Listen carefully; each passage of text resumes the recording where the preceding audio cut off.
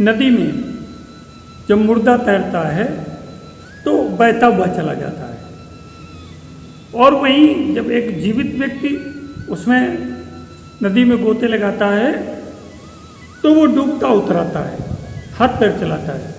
आप जितना ज़्यादा प्रतिरोध करेंगे उतनी ज़्यादा आपके साथ संभावनाएं और दुर्भावनाएं भी जुड़ती चली जाती हैं। क्योंकि मुर्दा कोई प्रतिरोध नहीं करता है, वो सामान्य रूप से निश्चल स्थिर पड़ा रहता है। जो भी व्यक्ति स्थिर रहेगा, निश्चल रहेगा, वो मुर्दे की तरह इस जीवन प्रवाह को तैर करके पार कर जाएगा और कहीं न कहीं किसी किनारे लग जाएगा। नदी के किनारे तो दो ही होते हैं, इस किनारे पर लगिए चाहे उस किनारे पर लगिए। परंतु व्यक्ति जिसके अंदर श्वास शेष है, श्वासें आती जाती हैं, वो भरा हुआ है श्वासों से, उस समय वो हाथ पैर चलाता है तो कभी डूबता है, कभी उतराता है, कभी प्रचंड नदी की प्रचंड प्रवाह वेग में इस किनारे आ जाता है, कभी मझधार में चला जाता है और कभी उस किनारे चला जाता है। कहने का मतलब है वहाँ पर उसके लिए जोखिम बना हुआ है, रिस्क बना हुआ है कि कभी भी वो डूब करके उसकी मृत्यु भी हो सकती है। ऐसे ही हमारा जीवन है।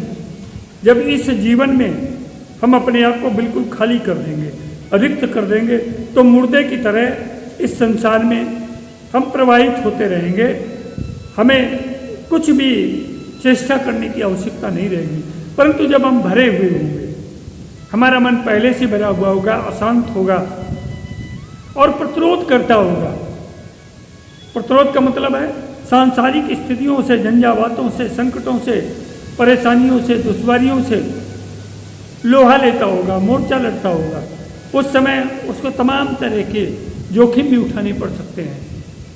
तो मुर्दे की तरह निश्चिष्ट बनने का प्रयास करिए। कहने का मतलब मुर्दा बिल्कुल खाली होता है, उसमें जीवन नहीं होता है, उसमें प्राणवायु समाप्त हो चुकी होती है। इसी तरह से अपने इस जीवन में जो तमाम तरह की चिंताएं हैं, तमाम तरह की इच्छाएं हैं, तमाम तरह के विचार हैं, तमाम तरह की परेशानियां, इनसे अपने को खाली करिए। जब आप खाली हो जाएंगे तो जो एक चीज़ आपके अंदर पनपेगी वही स्थायी होगी। उस स्थायित्व को पूर्ति करने के लिए हमें अपने जीवन को सजाना और संवारना पड़ेगा। हम कैसे सजाएंगे, संवारेंगे? इसको देखें, एक बच्चा वो जब छोटा होता है, शिशु होता है, पालने में लेटा हो, चारपाई पे लेटा हो, तो देखिए उसका पेट धीरे धीरे ऊपर उठता है, फिर धीरे धीरे नीचे जाता है। उसकी श्वास नाभि से नीचे तक जाती है। जापान में बच्चों को प्राथमिक स्तर से ही जब स्कूल जाते हैं तो वहाँ पर योग का प्रशिक्षण, श्वास लेने की सही विधि बताई जाती है। इसीलिए जापान के लोग सर्वाधिक उम्र के होते हैं और उनका स्वास्थ्य बहुत अच्छा होता है। वहाँ जापान में एक टेक्निक है तानदेन टेक्निक। ये जो हमारी नाभि है, नाभि से 3 अंगुल नीचे और हमारी जननेंद्री से 3 अंगुल ऊपर एक बिंदु है जिसको तानदेन कहते हैं। हमारे हिंदी भाषा में इसको स्वादिष्ठान चक्र कहते हैं। उनकी वो जो सांस लेते हैं तो उनकी सांस नाभि से 3 अंगुल नीचे तक जाती है और वहीं से वापस आती है। जब सांस हम नीचे तक जाती है तो हमारा पेट फूलता है और जब सांस हम खाली करते हैं तो हमारा पेट पिचक जाता है। कहने का मतलब है कि हम लंबी और गहरी सांस लेते हैं। लंबी और गहरी सांस लेने से होता क्या है कि हमारा स्वादिष्ठान चक्र, जापानी भाषा में जिसको तानदेन कहते हैं, वो जागृत हो जाता है। जिनका तानदेन निष्क्रिय होता है वो व्यक्ति सख्त समस्याओं से पीड़ित होते हैं, वो किडनी रोग से पीड़ित होते हैं, नामर्दगी, उनमें स्पष्टता नामर्दगी के लक्षण होते हैं, स्पर्म काउंट बहुत कम होता है। परंतु जो श्वास स्वादिष्ठान चक्र तक ले जाने का प्रयास करते हैं, जिनका पेट फूलता है और एहसास होता है, आप स्वतः जब अपना मेरुदंड, मस्तिष्क और कमर सीधी करके बैठेंगे, श्वास लेंगे, तो आप जब गहरी लंबी सांस लेंगे तो आपको एहसास होगा आपकी श्वास नाभि से भी 3 अंगुल नीचे तक जा रही है। जब स्वादिष्ठान चक्र तक हमारी ये सांस चलती है तो होता क्या है, क्योंकि स्वादिष्ठान चक्र किडनी से जुड़ा हुआ है, तो किडनी से संबंधित जितने भी रोग हैं स्वादिष्ठान चक्र निष्क्रिय होने के कारण होते हैं।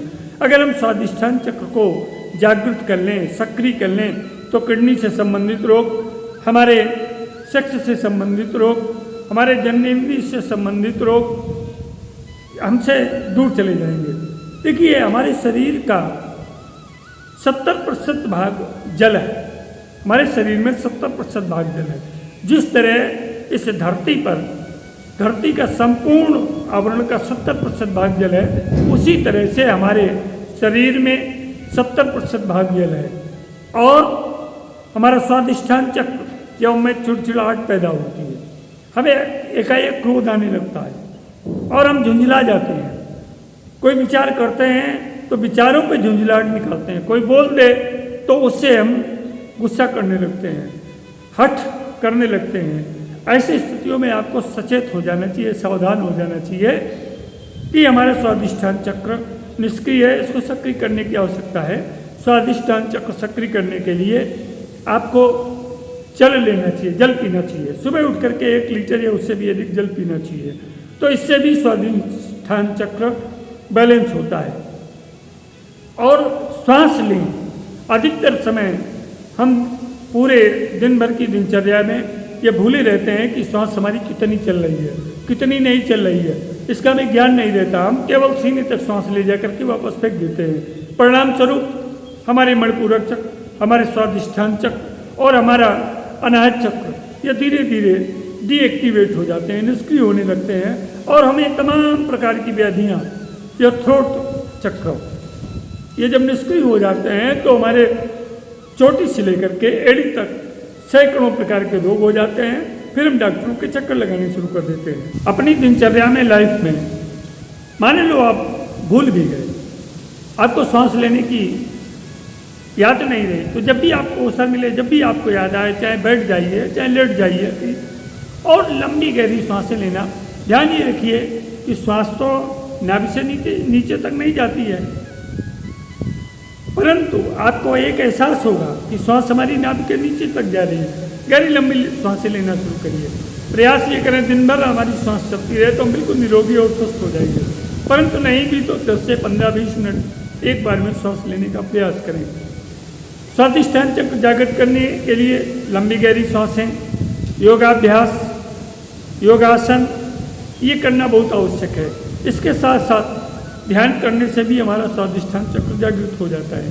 आपने पहलवानों को देखा होगा कि उनकी कमर और पेट पतला होता है, परंतु सीना ज़्यादा चौड़ा होता है, क्योंकि वो श्वास सीने तक लेते हैं, सीने को ही फुलाने का ज़्यादा प्रयास करते हैं, तो उनका सीना चौड़ा हो जाता है, उनकी सांसें नीचे तक कम जा पाती हैं, तो परिणाम स्वरूप उनका जीवन भी कम हो जाता है। अक्सर वो गठिया रोग के शिकार हो जाते हैं और हृदय से नीचे के तमाम उनके अंग धीरे धीरे काम करना बंद कर देते हैं, तमाम तरह के रोगों से ग्रसित हो जाते हैं। परंतु कुछ लोग ऐसे होते हैं जिनका सीना और पेट समान रूप से समान होते हैं। उसका कारण ये है कि वो सांस गहरी और लंबी लेते हैं। गहरी और लंबी सांस लेने के सबसे बड़े फायदे हैं कि हमारे जो चक्र हैं, मूलाधार से लेकर के स्वादिष्ठान से मणिपूरक से अनहत चक्र, और अनहत चक्र से ये हमारे थोट चक्र, फिर आज्ञा चक्र और सहस्त्रार चक्र, ये 7 चक्र होते हैं।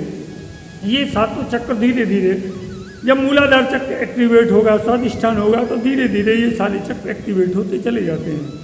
लेकिन दिन 7 होते हैं, हमारे चक्र भी 7 हैं, इंद्रधनुष में रंग भी 7 होते हैं, और हमारी जन्मपत्री में ग्रह भी 7 हैं। कई ऐसी चीजें हैं जो संसार में, आप देखिए इसको, प्रकृति ने सारा संतुलन एक साथ बिठाया हुआ है। जब आप अपनी गतिविधि को सांसों के साथ जोड़ लेते हैं तो परिणाम क्या होता है कि हमें किसी भी ग्रह, नक्षत्र, तारा, ज्योतिष किसी की भी आवश्यकता नहीं पड़ती है, और हमारा जीवन सफल और सुचारू रूप से आगे बढ़ने लगता है। यहाँ एक बात और गौर करने की है कि जब हम श्वास लेते हैं, जरा थोड़ा अपने को शांत और स्थिर करके निर्विचार होकर के बैठ जाइए।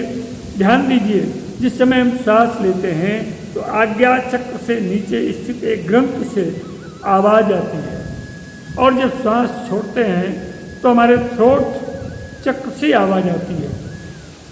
तो सांस लेने की आवाज़ दूसरी है और सांस छोड़ने की आवाज़ दूसरी है। इन आवाज़ों को अगर हम ध्यान से सुनने का प्रयास करें तो ये नाद ही धीरे धीरे हमें उस ब्रह्म नाद से जोड़ने का एक साधन है, माध्यम है।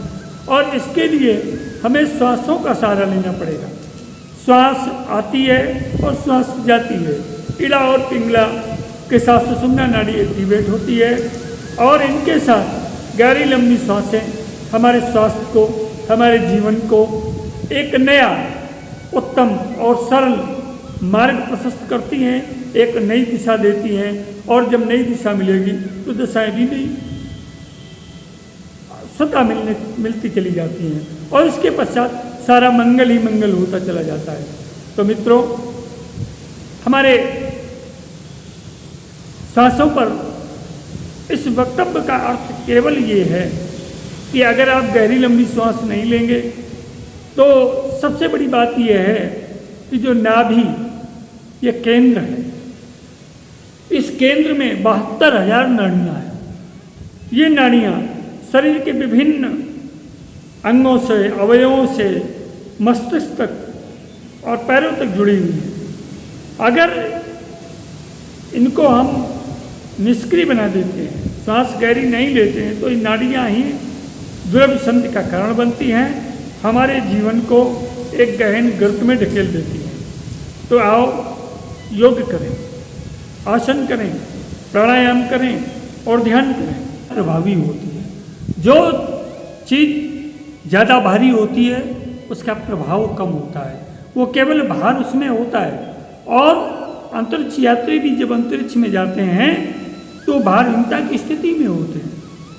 तो भार एक द्रव्यमान है, और भार द्रव्यमान को जब हम कम कर देते हैं तो वो भारहीनता की स्थिति, निर्वात की स्थिति पैदा होने लगती है। यही निर्वात की स्थिति अगर हमारे मन, मस्तिष्क और जीवन में पैदा होने लगे तो उसका भी एक सुखद परिणाम आता है सामने। इसके लिए हमें अपनी सांसों पर ध्यान देना पड़ेगा, और श्वासों के साथ हमें यह भी ध्यान रखना पड़ेगा कि हमें केवल काम अपने से रखना चाहिए। जो व्यक्ति दूसरों से मतलब रखते हैं, दूसरों के कामों से मतलब रखते हैं, दूसरों की स्थितियों से मतलब रखते हैं, वो जीवन में सदैव असफल रहते हैं। जो अपने से मतलब रखते हैं, अपने कार्यों से मतलब रखते हैं और अपने से मतलब रखते हैं, वो जीवन में सर्वाधिक सफल होते हैं।